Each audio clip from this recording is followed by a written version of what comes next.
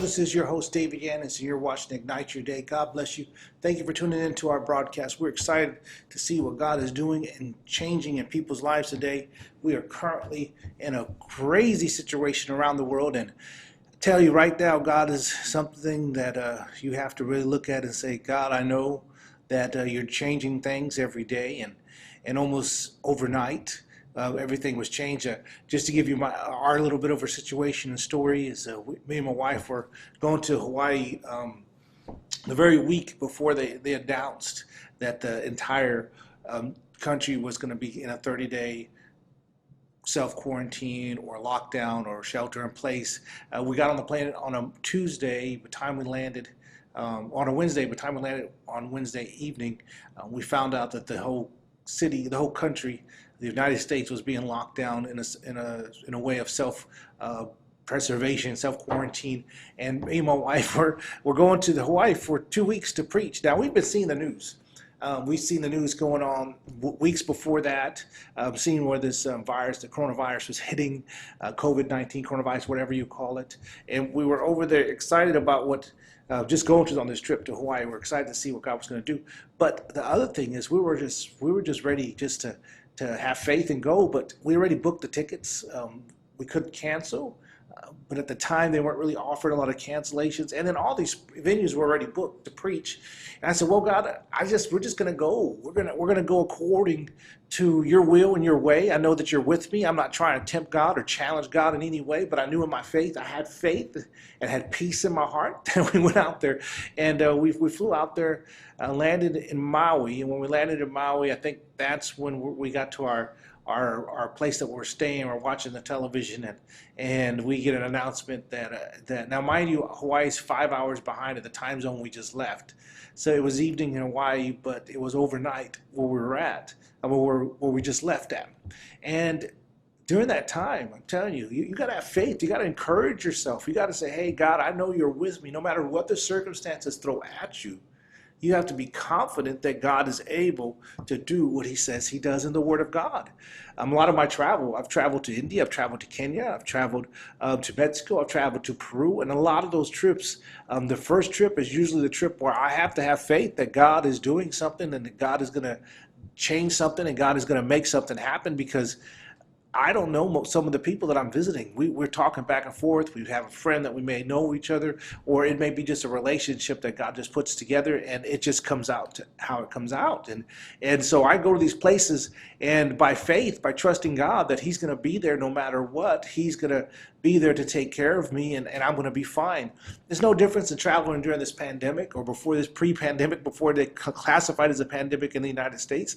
It's just trusting God that God was going to go over there, and God was going to take care of me, that God sent me on a mission. You gotta know that you're going. You see, I see a lot of times that, especially nowadays, with all the world's got smaller. It's not bigger, it's smaller. We know people across the world that we didn't know before.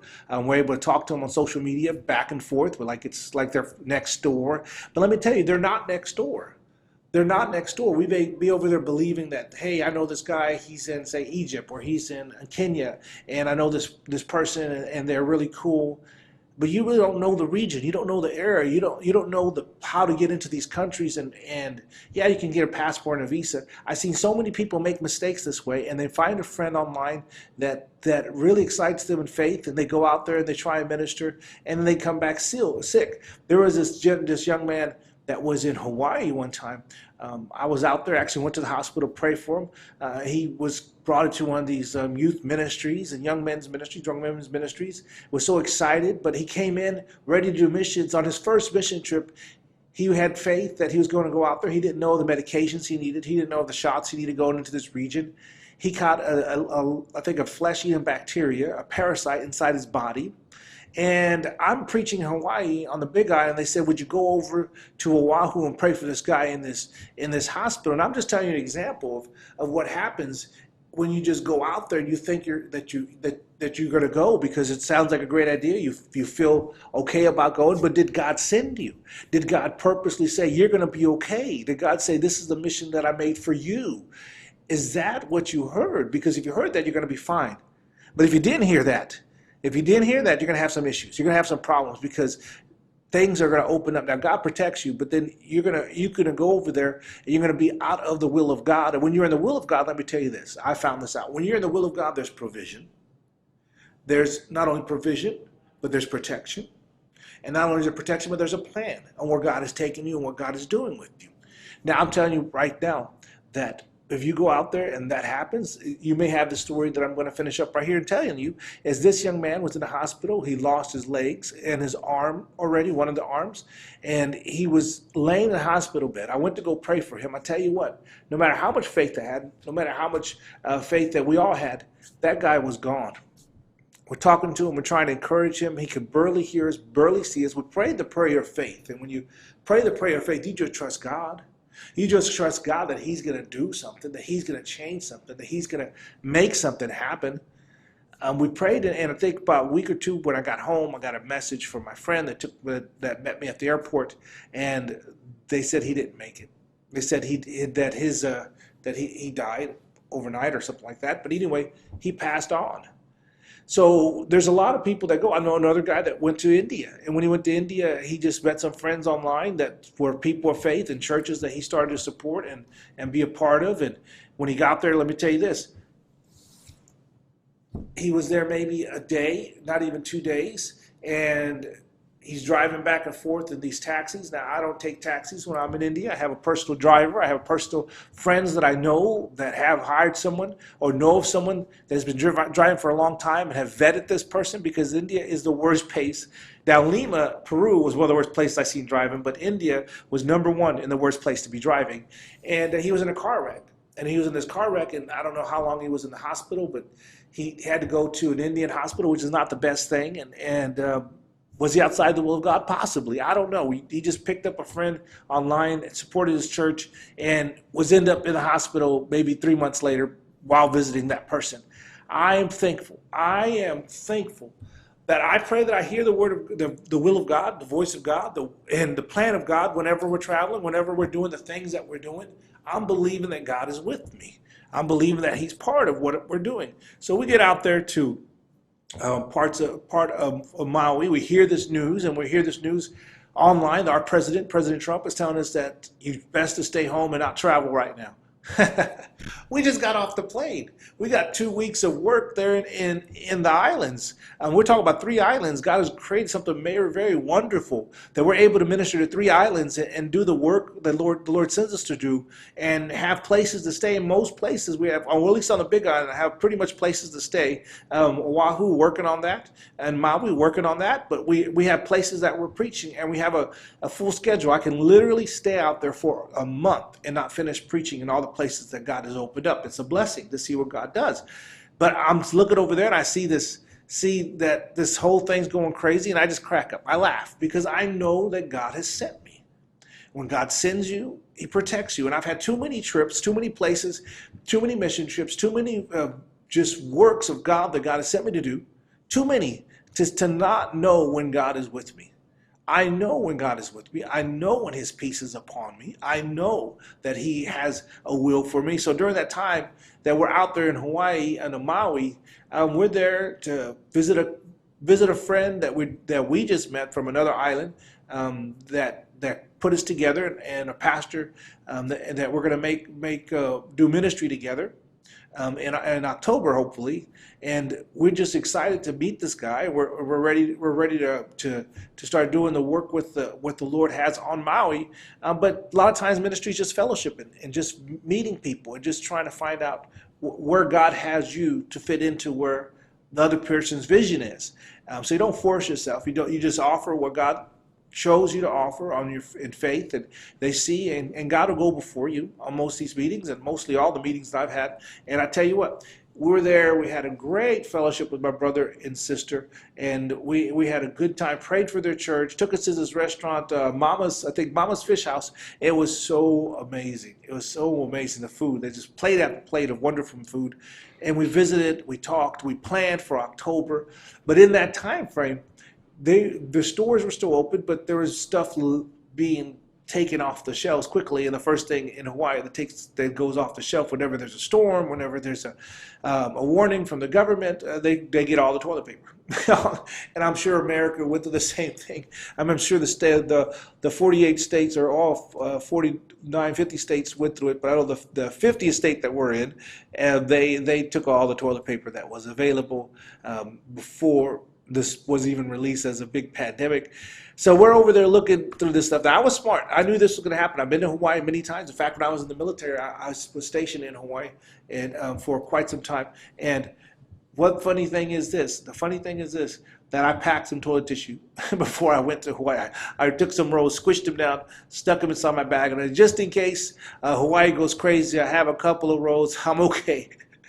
Anyway, I pray that you got toilet tissue. And those that have hoarded the toilet tissue, I hope they don't do a wellness check one day and fine you by your toilet paper laying there because you forgot to buy food. We're going to believe God that you're going to be okay, that God's going to nourish you, and that God's going to do great things, and God's going to change some things. We'll be right back in just a minute.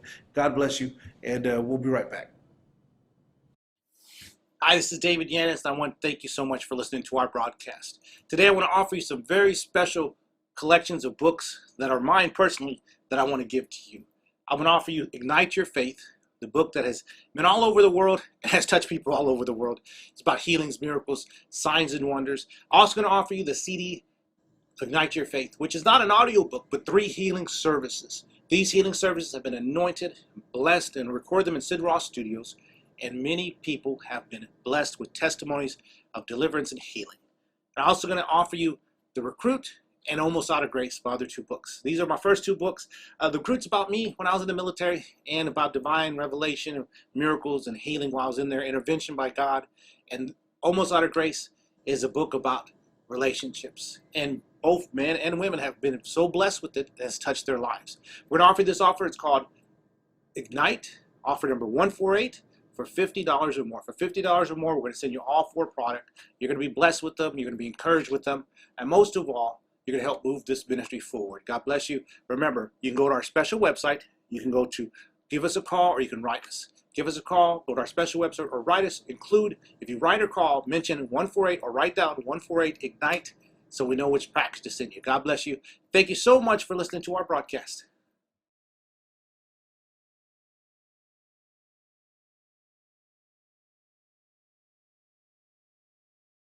Welcome back to the show. We're excited about what God is doing and how God is changing things and moving things in your life. We're going to believe that you're going to be okay during all this trial and all this tribulation, that God's going to do amazing things for you, and that many, many, many, many things are going to change in your life. In fact, God's going to provide for you.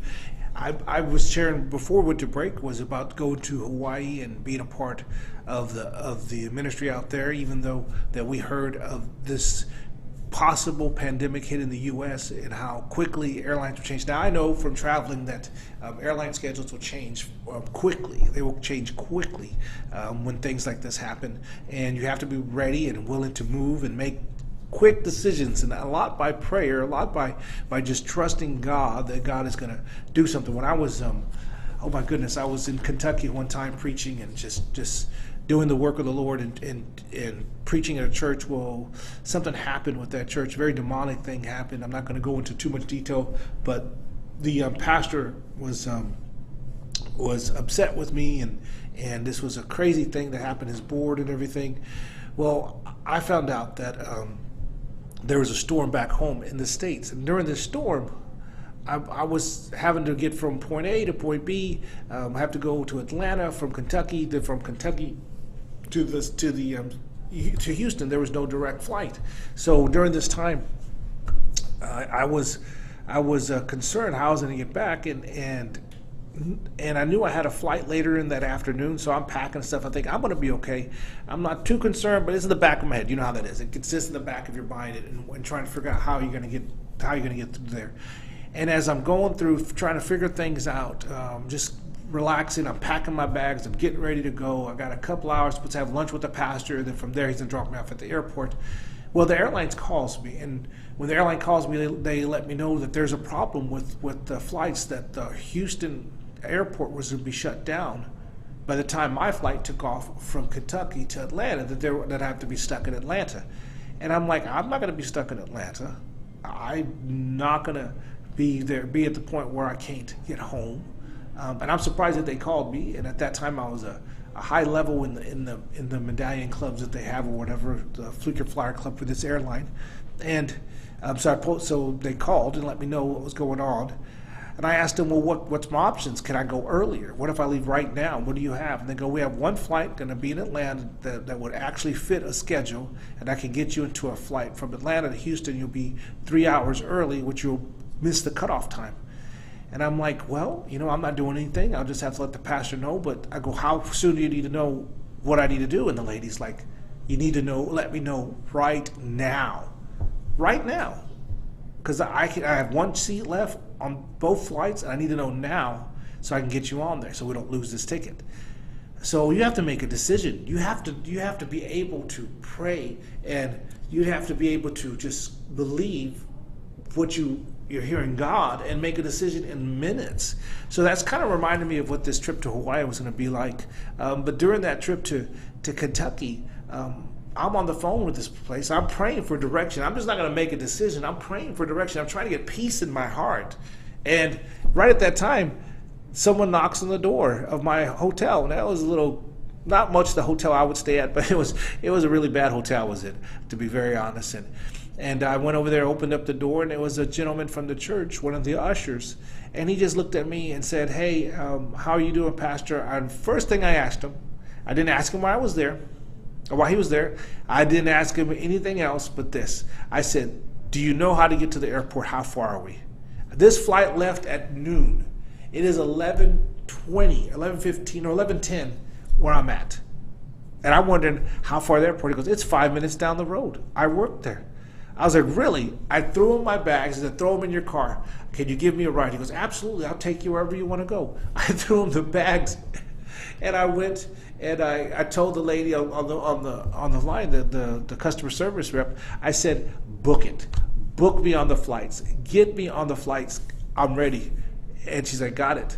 So as I'm getting my stuff to get on the flights, and I'm going to go over there, I am over there talking to this guy. We're driving. I drop off the keys to the hotel room to the front desk, and we keep going.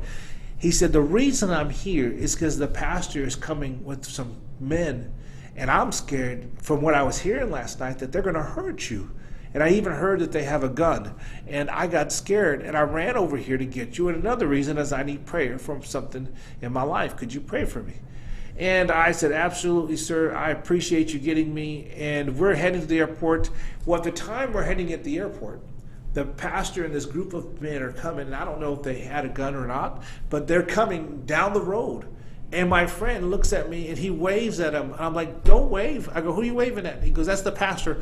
Don't wave at the pastor. Don't let him know where we're at. I don't know if these guys are upset and stuff. All I can tell you is if you get your offer, make sure you get it in cash if you're ever in that kind of situation. So I went ahead and we got to the airport. The pastor turned around and followed us. When I got to the kiosk desk, that's just where they change things to having to use a kiosk when you have to check in and stuff. Is different nowadays. Now everyone's used to use the kiosk. So you go over there.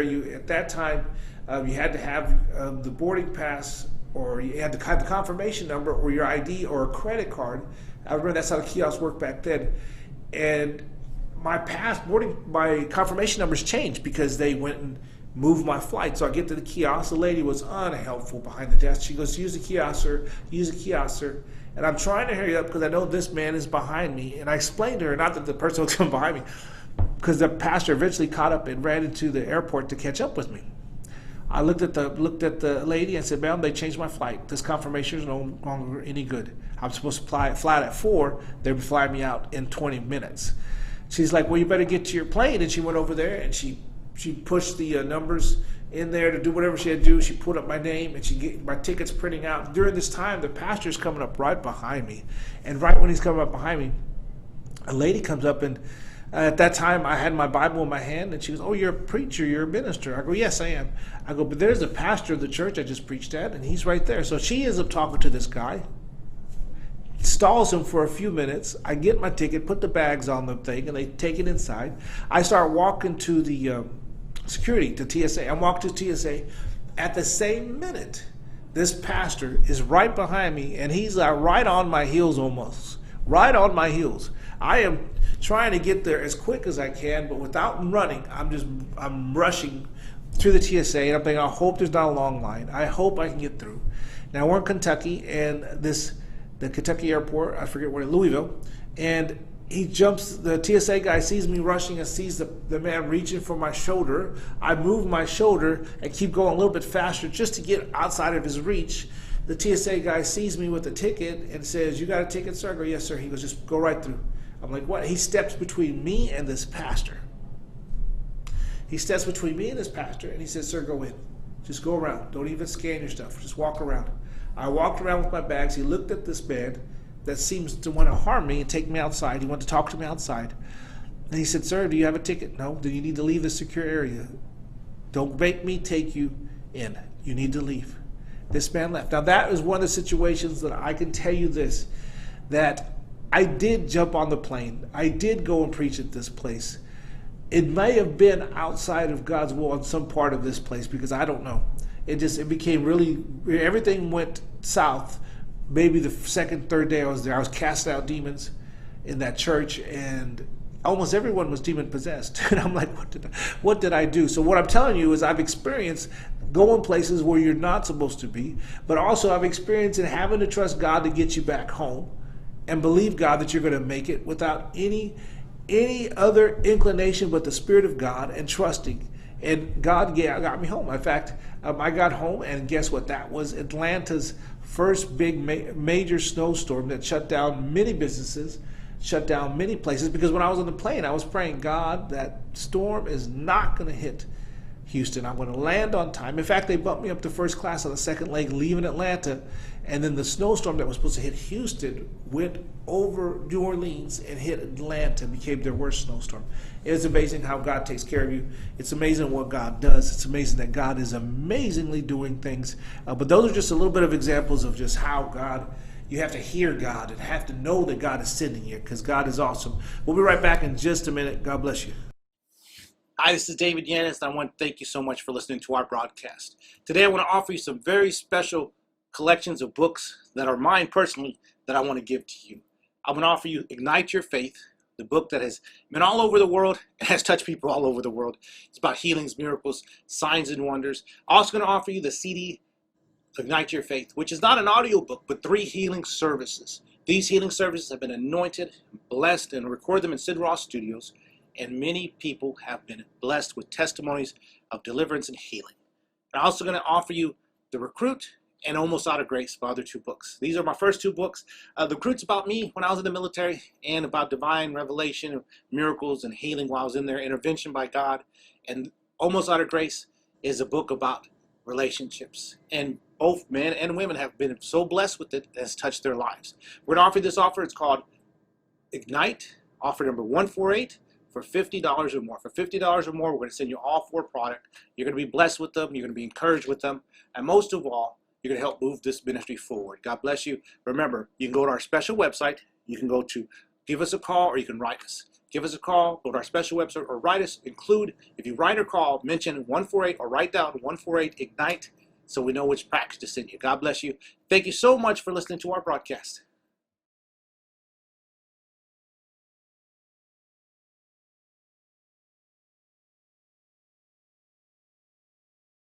I want to welcome you to Pure Fire School of Ministry, a place where you're going to be inspired in faith and a place where God is going to teach you something that you need to know from the Word of God. I put together several ministers, evangelists, pastors, prophets, and we put them together to teach a subject that they are strongly suited for, to get it into your spirit and your soul.